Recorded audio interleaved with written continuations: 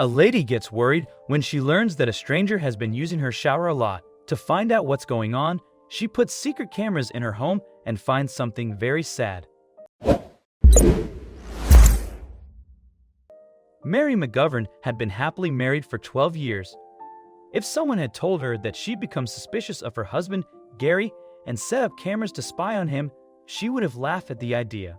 But things changed when Marie discovered a lavender-scented shower gel and a chamomile shampoo in her bathroom. Both things she didn't use. She was a brunette and disliked lavender.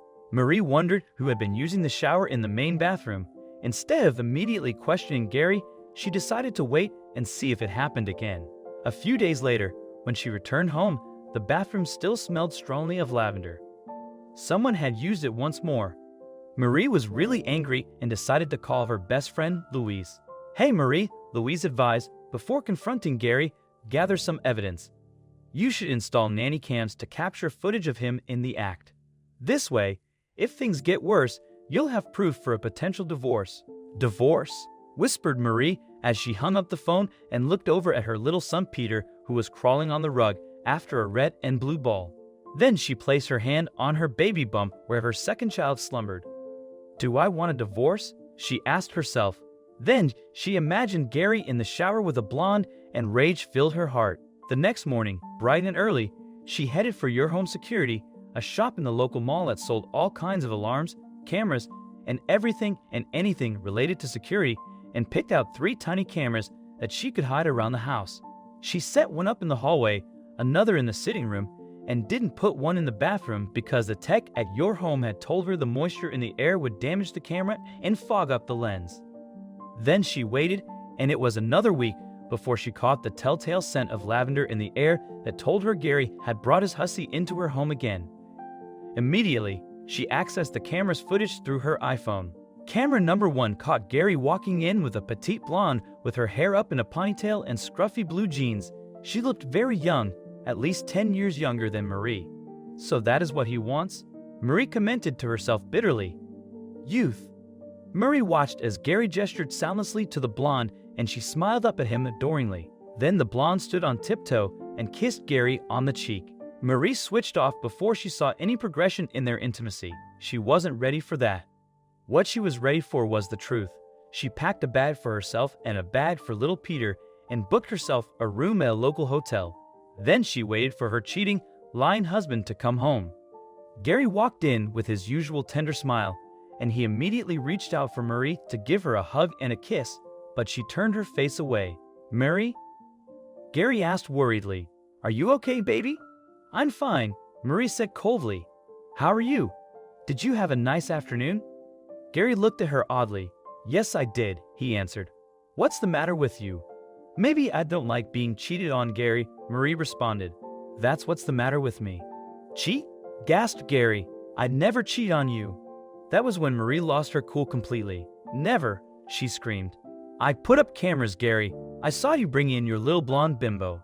I know everything." Gary was shaking his head. "Please, Marie," he cried. "It's not what you think."